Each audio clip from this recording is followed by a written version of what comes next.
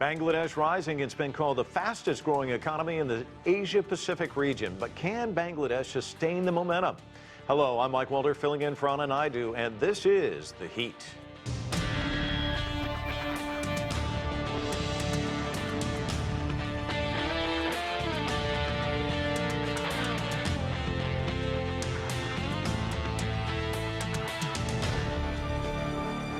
Bangladesh is one of the region's most surprising success stories. In a few short decades, the South Asian nation has transformed itself from one of the world's poorest nations to an economic powerhouse. Much of that success can be attributed to the robust manufacturing sector. But the Bangladeshi economic miracle has come at a huge cost to its garment workers.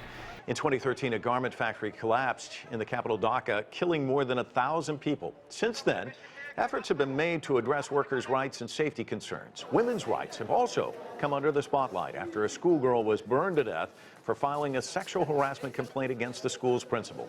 16 people were charged with a brutal murder that sent shockwaves across the country. For a look at the opportunities and challenges facing Bangladesh, we're joined by our panel. Dr. Fahmida Khatun is the executive director at the Center for Policy Dialogue in Bangladesh. She joins us from the capital, Dhaka.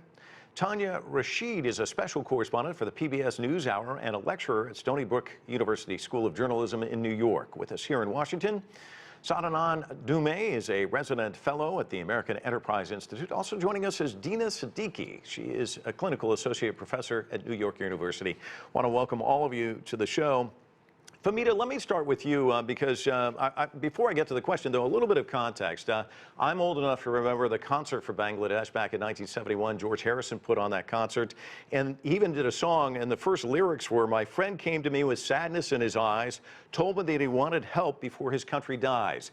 So this was an effort to awaken Western society to this catastrophe in South Asia. That was 1971. Now let's listen to the UN Secretary General in April of last year. I'm delighted that Bangladesh has fulfilled the criteria for graduation from the world's least developed countries. This is a clear signal that the country is building an inclusive and thriving economy with a commitment to lifting millions of people from poverty and hunger. And I also commend Bangladesh's achievement in women's empowerment and access to education. So, Fahmida, trace this trajectory. In 1971, it's seen as a country that's dying. Today, it's seen as a country that's thriving. How did it happen? Well, you have to consider that we have passed more than 4 decades.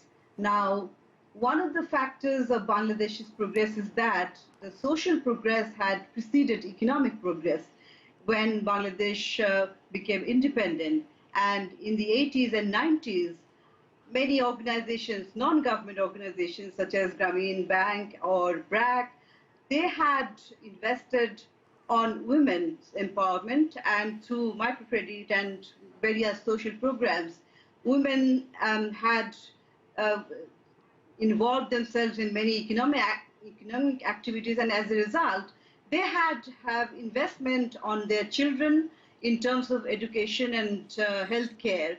And that has also, moved forward the social transformation. And the second point, I would say that there had been some global opportunities. For example, this multi-fiber arrangement in the 80s, mid-80s, Bangladeshi private sector entrepreneurs took that opportunity. And as you have mentioned in the beginning of the show, that the private sector had taken advantage of these multi-fiber arrangement through which they had exported the ready-made garments. The third factor, I would say that the government policies, though we had different regimes, but the economic policies were more or less the similar kind of policies were pursued by the two major political parties who had been in power for the last several decades. So from the mid-80s or towards the 90s, the country had moved away from its basic principle during the independence, and it had opened up to the market economy. Denationalization happened, but at the same time, as I have mentioned, that a lot of opportunities which had came by, the private sector could take advantage of this. So I would say basically some sort of macro stability had been in favor of the progress.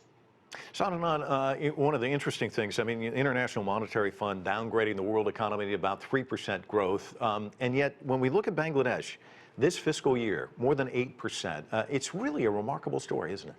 It is a remarkable story. I don't think, when you look at growth rates, I think you have to sort of benchmark them against per capita income.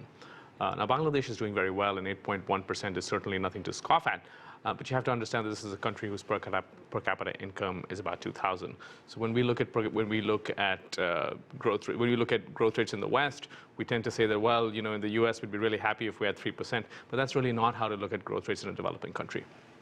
That said, I have to say that I have to echo the previous speaker and point out that in many ways Bangladesh has been the standout star of South Asia, especially over the last 20 years. If you look at its economic progress, this is a country in 1971 that Henry Kissinger had famously dismissed as a basket case. And now, if you look around the region, you look at Pakistan, you look at Sri Lanka, you look at Nepal, even to a certain extent India, you find that Bangladesh has, in many ways, done the basics right and is therefore benefiting from that. Dina, I saw you nodding your head. What do you trace this to? Bangladesh's success. First, I would say that we need to not be quite so surprised that a country can turn itself around after, the devastation of the 1971 war. I think it was a serendipitous moment. The multi-factor arrangement, multi-fiber arrangement, opened up opportunities, and that was also the time in which Bangladesh had a change of government, and it really went from its older socialist kind of approach into an open market approach, and it happened to work. So I do think that there is apart from just the entrepreneurial spirit, you could say, there was a way in which contingent factors also played into Bangladesh's success. And we also might want to just consider that I was nodding in terms of growth rates, and I was thinking of rates of inequality, and it's interesting to also think about whether or not inequality has increased. And in relation to the distribution of income and inequality, Bangladesh really has done much better, considering it's much more of a capitalist kind of open market approach, that it is, in terms of these social indicators, if you compare it to India, for instance, and compare women's situation, so people are just doing very much better. Tania, would you agree with that? And how much of this can be attributed to the Sheikh Hasina effect? I think that, yeah, the situation in Bangladesh, the progress that's happening is really different from what happened in the 1970s. Women did not have paid work, and now with the burgeoning garment industry, women are getting work. And after the Rana Plaza disaster that happened in 2013, there have been activists involved with making sure that women were being treated in a particular way. And if you notice with the recent situation at Lululemon, the yoga pant company, they are basically being called out by female garment factory workers, saying that they are being verbally abused in the workforce. So there are some positive changes going on. And Sadanand, when you look at net foreign direct investment, we know that President Xi Jinping from China went there in 2016. You're seeing more of that heading in from China into the country. How much of an impact is that having? Well, I think there's been investment. I think on the plus side, Bangladesh has really become a powerhouse when it comes to garment exports. If I'm not mistaken, last year it was the #2 garment exporter, just after China. A few years ago, it was #4, so it's been climbing up the ranks. And the problem is that the economy has not diversified enough. It's done very well on that one basic metric, right, which has also powered the growth of much of East Asia, which is to get large numbers of people, particularly women, out from farms and into factories. But what Bangladesh needs to do is diversify that economy, get more kinds of foreign investment, step out of just this over-dependence on the garment sector, even though that's been very successful. And so I think that would be the next stage, and I imagine that that's what Sheikh Hasina and people in her government would be looking at going ahead. And Fahmida, let's pick up on that, because we look at China, and China certainly has diversified. In fact, I was listening to an economist recently say that if Donald Trump had done what he's doing to China maybe 20 years ago, it would have been devastating. But it's evolved. Its economy has evolved. Do you see that happening there? Well, in Bangladesh, I think the problem is, as you rightly mentioned, that the diversification of the economy, and particularly the export sector. There are a lot of opportunities in other sectors. For example, pharmaceutical sector is one, the leather sector is another one, and also in terms of services sectors. So this is the time to diversify. And in the beginning, when you were playing this Bangladesh's graduation story from LDC to the developing country, once Bangladesh graduates from least developed country to a developing country, many of these market opportunities will be gone. So this opportunity, what we are getting in terms of duty-free, quota-free market access for ready-made garments, that will be gone in the European market and everywhere else. So that is the crucial moment when Bangladesh really have to be prepared. Unless it is prepared right now, it's going to see major challenges it is going to face in terms of not only export performance, but also in terms of employment as well. And most of the employment, since it is for the women, women's empowerment is going to have a negative impact. That's what I feel. And now the trade war you have just mentioned between the USA and China, well, Bangladesh is poised to get some advantages from this trade war. But again, you'll have to also think about the items which are exported by Bangladeshi exporters in the RMG sector. So since Bangladesh's RMGs are mostly in the low end and they're not the high end products, so in order to manufacture those, the productivity, the technological advancement, all these issues have to be in place. So right now, though there is an opportunity, but I think we are not ready to take that opportunity. Do you see the preparation that you're describing, a positioning towards the future? Do you see it evolving there? Well, it is, yeah, it is evolving in the sense that, you see, if you take the case of ready-made garments, many of the bigger, larger factories, they are getting ready in terms of increasing productivity, increasing efficiency, so that they can go for scaling up. And this is one. And then some of the other sectors, for pharmaceutical sectors, I have mentioned the IT sectors, the services sectors, those are in a much lesser scale, but then some awareness is there in terms of getting ready for the future market, future world. Dina, let me ask you about this. We were just talking about made in China, maybe now it's made in Bangladesh. Is that going to have an impact, this trade war between the U.S. and China? Will it benefit Bangladesh?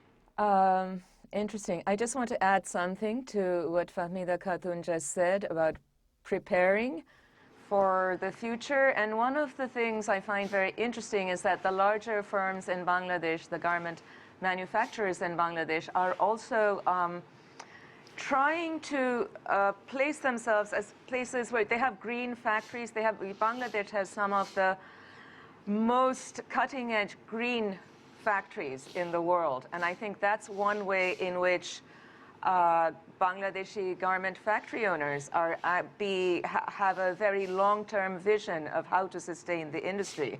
And that's an interesting move. I actually think trade wars between India and China, between the United States and China, tend to benefit Bangladesh. If I can just go on to what I think is part of the issue is post-Rana Plaza, Bangladesh has it lost a lot of its brand and reputation because of the collapse and because of the horror of that.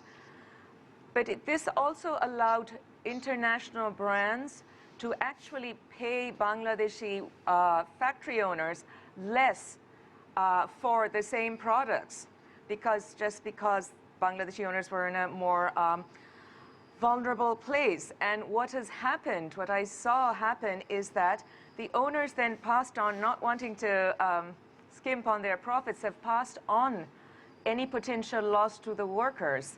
So one thing that's happened since Rana Plaza, very interesting things have happened and good things, but one thing that's happened in the transnational market is that workers now are, their quotas have gone up, so they're speeding up in the workplace, and there are now fewer workers being hired to do the same jobs.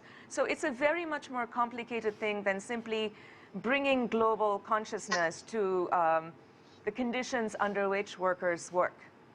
Tania, what Dina just described sounds to me like a recipe for disaster. I mean, yeah, it is true. With the women, many of them are being paid, I think, under $100 a month. And the garment factories that I visited, I witnessed firsthand their living conditions. Many of them sleep on floors, they're malnourished. And so the situation for being overworked and the way they are treated is a real thing. But at the same time, there is also this opportunity where they are able, some of the women I interviewed were paying for their children's tuition and their schooling and having some sense of financial independence. So it's a double-edged situation. No, It's a I want to mixed step bag, back here isn't it? because well, everything is a mixed bag. But I would not, I would not call this mostly a mixed bag. I would say that it has been, generally speaking, a great boon to Bangladesh. The comparison you have to make in a factory worker's life, and whether this is someone in Bangladesh or India or Indonesia or you name it, is not comparing whatever their income is with what your idea of an income ought to be. You have to compare their income with what their income and productivity would be if they were still on a small piece of land in their village. That's the comparison that makes sense. And I think if you measure it that way, which is the only logical way to measure it, there is no question that millions of women in Bangladesh have been able to improve their lives. They've been able to provide for better lives for their children because of these productivity gains and because of this integration into the international market. Should we be doing more? And I mean, could individual companies and factories and so on do better? Of course. But I don't think we should lose sight of the fact that in the larger picture, this has definitely unambiguously been a gain for Bangladesh and for the workers. Dina, I want to give you a chance to respond to that, because what you just described is quotas go up, pay goes down, and he's got a different point of view on this. I want to get your thoughts. Absolutely. I do want to say, first of all, the industry is not a monolith. So when I talk about factories, I'm not talking about all factories. Big factories are different from small factories. And I agree that the garment industry, on the whole, it's been very good for Bangladesh's national economy. It's been somewhat good for women themselves. No doubt, the effects have been contradictory, but absolutely, women, for a long time, this is a 30-year-old industry. I mean, maybe after 2013, people are now beginning to pay attention to it globally. So yes, absolutely, very many good things have happened. Women are empowered, however you define that. Women can send their children to school. There are all kinds of things happening. My point is that after Rana Plaza, we can't look at Rana Plaza as this big break that then brought reforms suddenly to the industry. Especially in relation to what happened. We had these agreements, these global agreements, the Accord and the Alliance, which fixed buildings, which fixed safety measures in the buildings. But the focus was always on these standalone things. There was no systemic focus on what was problematic about garment workers' lives. And I'm not talking about wages, just leaving wages aside. I agree that you can't measure wages in a vacuum without context. But the basic things, the heart of the Rana Plaza collapse was that factories do not pay their workers on time, never mind what they pay. And part of not paying their workers on time has to do with the fast fashion. But the reason those workers stayed in those factories in Rana Plaza is because it was toward the end of the month and they were told if they left, they would not get paid. So that's a structural issue that we need to think of. And before, I've done a lot of work, you know, I have worked for 25 years on this. Before 2013 and after 2013, workers have the same set of grievances that we really, if Bangladesh, you know, about not being paid on time, about arbitrary dismissal, about dismissal if they protest. Those are things we really need to look at if we want the industry to survive, and everybody, including the workers, and especially the workers, want this industry to survive. No, I think that's a really good nuanced point, and I have no disagreement with her. Fahmida, let me get you to your take on this. You know, Rana Plaza happened in 2013. What are the ramifications that we're seeing? And to Dina's point, how do we get it to where this is part of the conversation, what she's talking about? First of all, I would like to say, yeah, after Rana Plaza, a lot of things had happened, good things had happened. But I also want to add another dimension to this that, you know, Dina mentioned about the green factories and all. So, but I have spoken to many owners of garment factories. They are saying that there's no implications of these green factories. They are not, the prices are going down and they don't get any advantages for these green factories. So you'll also have to think about the global dimension, the buyers, whether they're ready to pay a higher price. Well, I admit that I also feel that there is a lot more to do in terms of increasing the workers' pay, and we are talking about always not only minimum wage but also the living wage. But at the same time, I think the global responsibility has to be also highlighted a lot. And Tania, you know, we've seen all these protests all around the world when it comes to income inequality. This could be kind of a tinderbox there in Bangladesh as well. There's also within the garment factories women being treated in a particular way. I want to point out the verbal abuse that happens, and I had seen it firsthand. You know, they come out and they say, you know, that they want to be paid fairly, and then they go to the streets and they protest. And on the streets, I saw within my own eyes the women being tear gassed and shut down immediately for speaking up. So there is this patriarchal system that silences many of these women from speaking up in the first place. Talk to us about violence against women, because according to a women's rights group, in the first 6 months of 2019, that's just the first 6 months of this year, 26 women were killed after being sexually assaulted. That's a very serious problem. It's a common occurrence, and in my reporting, I discovered, you know, women, you know, in rural Sylhet being brutally, you know, gang raped and not getting justice for it. And as you know, with the recent case that happened with Nusrat, where she had gasoline poured on her for complaining about being sexually harassed, led to thousands of protesters taking to the streets and saying enough is enough. But it is a real problem within the country. Dina, for those who aren't familiar with Nusrat's story, basically describe what happened. I mean, this is a girl who made some allegations and just a horrific result afterwards. Right. Can I add something to the last point, too, while I'm at it, about verbal abuse? Yes. Before I go on and before I forget, which is that I think, you know, Tania brought up a really important point about what happens when workers resist and go out on the streets. And they are tear gas, water cannons, there's a lot of violence. I wouldn't call it patriarchy, though. I think because the garment industry is so important in the national economy, a lot of protests, a lot of what I would call state repression is recast as, you know, it has to be done in the national interest. So I think we have to remember it's not just some vague thing called patriarchy. That's very important. Nusrat was a young girl in a school who apparently was harassed, sexually abused by her principal. And I think the story is sort of available now. But she actually, her story is similar to many, many stories where women are actually not simply sitting back quietly and taking sexual harassment, whether it happens on the street or in their schools or in colleges, but she went and reported it with her family. And people, other school teachers inside the school tried to convince her not to bring a case against the principal. And then they literally took her to the rooftop of the school, poured gasoline on her, set her on fire, and she died 5 days later. She was an incredibly brave young woman who, in her dying testimony, you know, named people and wanted justice.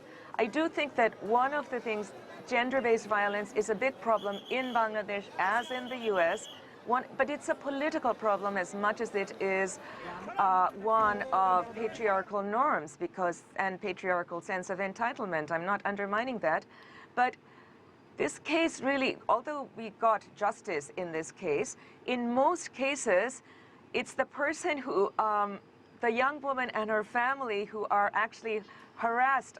If they go and complain in a police station, the police don't want to take their complaints, but very often there are political patronage ties involved in who is doing the harassing. And the girl, I know of so many cases when young girls and their fathers or brothers have gone to complain, and usually it's the fathers and brothers who get beaten up or have cases against them. So it's a very much more complex issue than simply gender-based violence. I mean, Mike, now I don't want to sort of, you know, downplay the horror of that particular incident, and obviously, you know, I would sort of defer to Fahmida, Dina, and the other panelists on, Tania. you know, on the experience of Bangladeshi women. But you know, many of your viewers are not people who know a lot about Bangladesh. So you just have to place this in context and say that in a South Asian context, Bangladesh has done, problems notwithstanding, Bangladesh has done quite well by its women.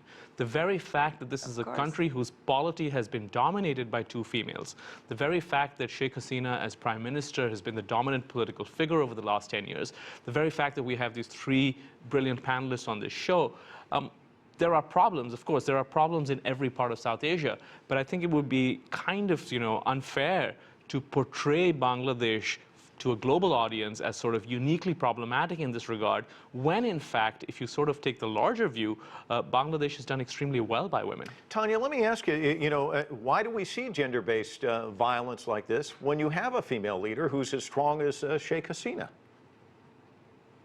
Well, there are societal structures in place that continue to carry on. I mean, unless we deal with the social structures and the practices happening, like early marriage, Bangladesh has the 4th highest rate in the world for child marriage. And there is a recent law that went into action saying that young girls could be married off at an early age under special circumstances. Just recently, there's a statement that came out about, you know, women having to mention that they are virgins or divorced on their marriage certificate being just recently banned. So there are archaic factors that make it difficult for women to progress. And until the social stigmas and these mindsets change, Bangladesh will not progress. So I argue that, yeah, there are fundamental things, but there's certain things that absolutely need to change.